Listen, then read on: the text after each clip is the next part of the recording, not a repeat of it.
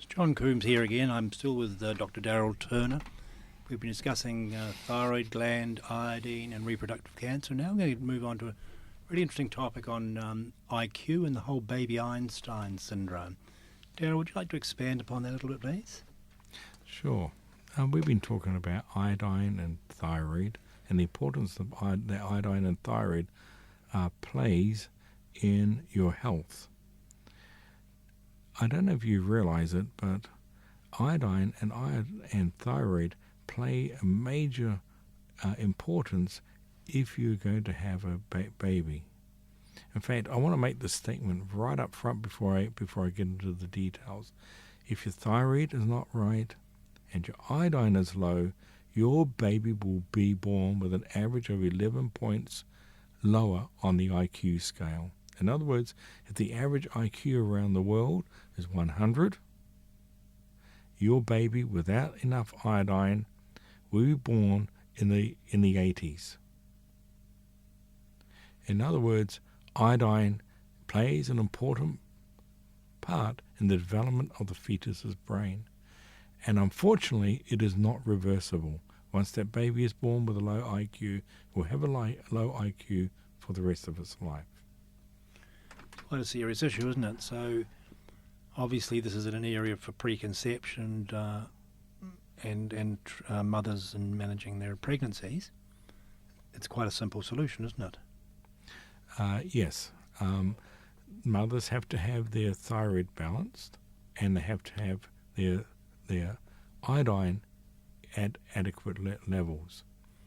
And once again, we do the two types of tests. We do the ThyroFlex test for the thyroid, and we do the iodine test for the amount of iodine. It's very simple, but it has a lot of benefits to your unborn child, and even when your child is born, and it has a lot of benefits.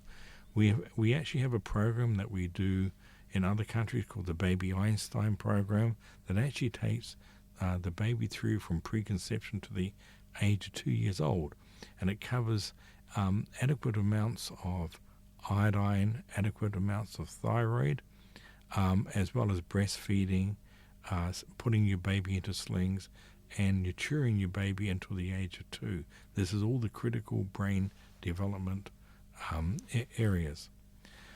But I was lecturing in New Zealand. I did an 8-city lecture tour through New Zealand a few months ago on iodine, and I was quoting the national statistics that 1 in 10,000 women in 1985 used to have an autistic child.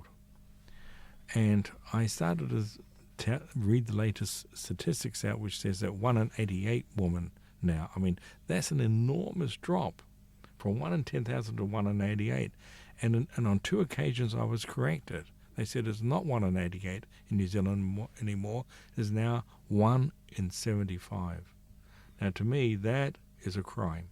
Why have the medical community in this country allowed 1 in 75 children born into this country to be autistic, when iodine is a very simple solution, and thyroid is a very simple solution. Simply balance the thyroid and give the pregnant mother enough iodine, and this problem can be resolved. I mean, getting it back to 1 in 10,000 instead of 1 in 75. These are pretty major issues, aren't they? Because they relate to a lot of quality of life issues, productivity issues when people mature and go into the community and they've got responsibilities to the community, and in terms of the costs of the health system, overburdening the health system, because we talked earlier on that an autistic child costs the health community around about $1 million per person. Yes. So there are multiple difficulties involved if we allow this to happen.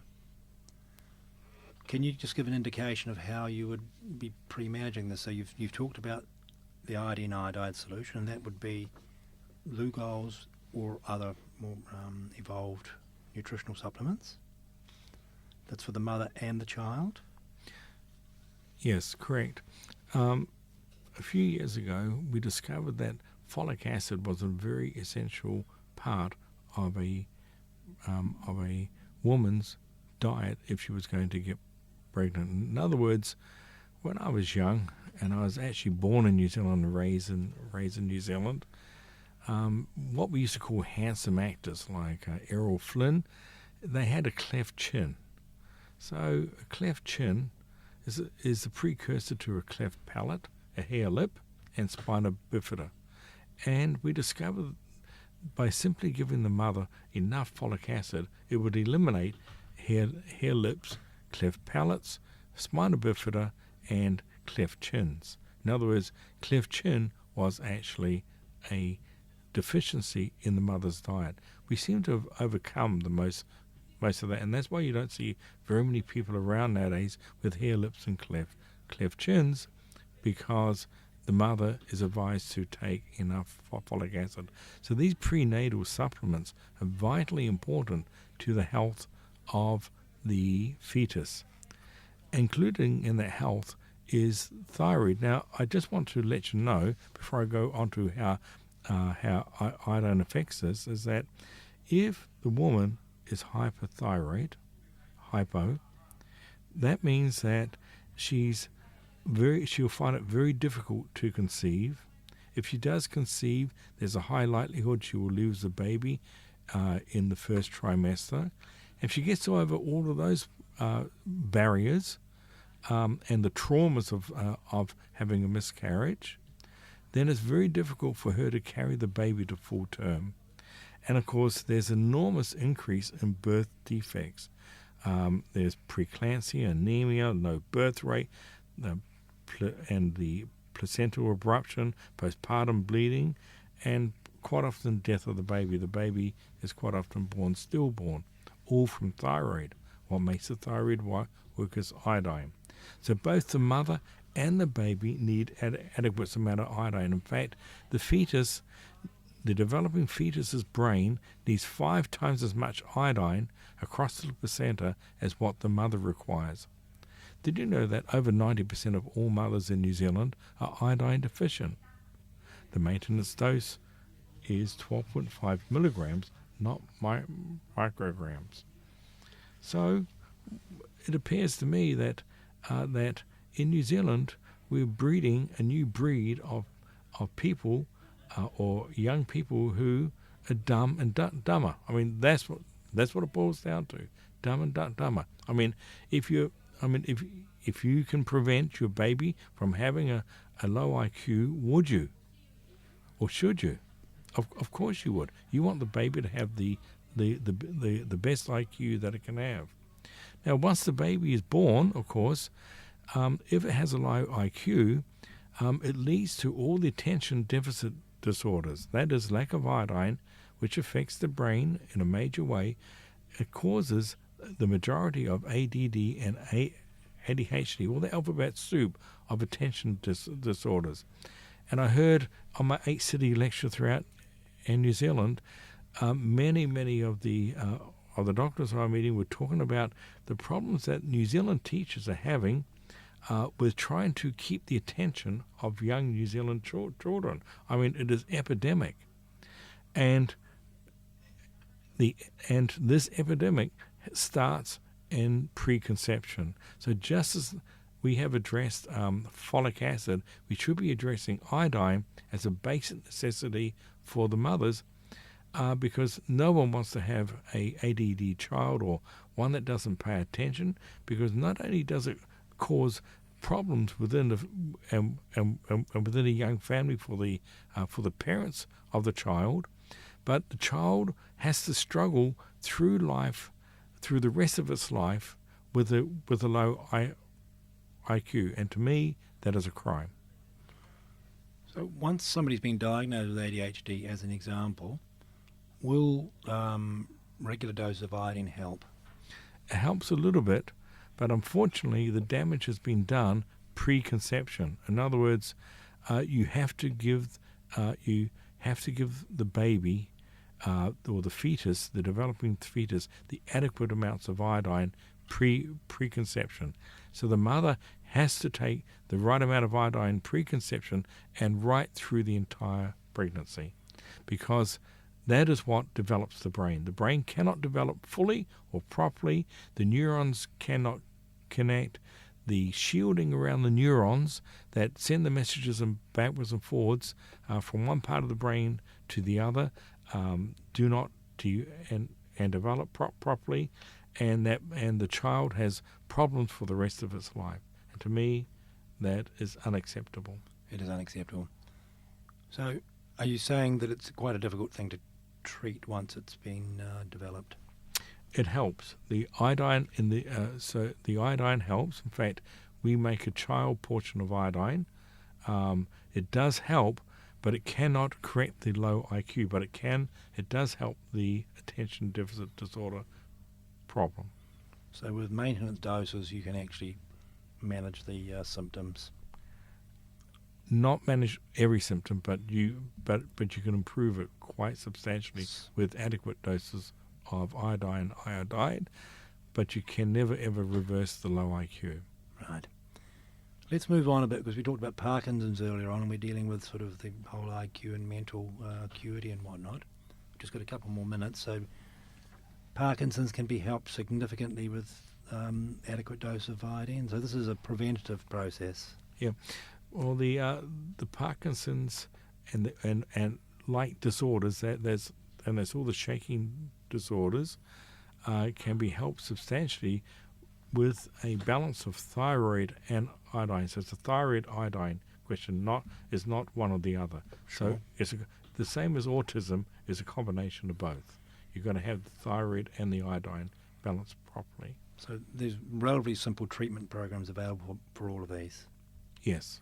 And yes. that's and the tests are available. It's the Thyroflex and the thyroidine tests. Yes. So the Thyroflex is a 3-minute test where we test the speed of your reflexes, resting metabolic rate, neurotransmitter speed, and the iodine test is done by urine. Is sent to our service centre, and is for urine and saliva. It tells you what and how much iodine you have bioavailable. Yeah. So both these tests are available at global health clinics. We've worked very closely with Darryl Turner's programs over the last few years. Obviously, he's been helping upskill our people and provide the scientific evidence and the evidence base for these programs. Darryl, you're a research scientist. Yes. You're an endocrinologist. No. You've specialised though in the thyroid. Yes. And you've worked with some of the top people in the world. Yes, I do. You've how many years' experience in the field? I'm pretty old, countless. And you have a track record. Your wife at one stage had a very difficult diagnosis to deal with, and you helped with a solution for that. Yes. My wife actually got breast cancer, and this is I'll just briefly mention this, and I'm not making any claims or anything that I did anything unusual, but she went through all the usual treatments, removal of her breast, chemotherapy, and it didn't work.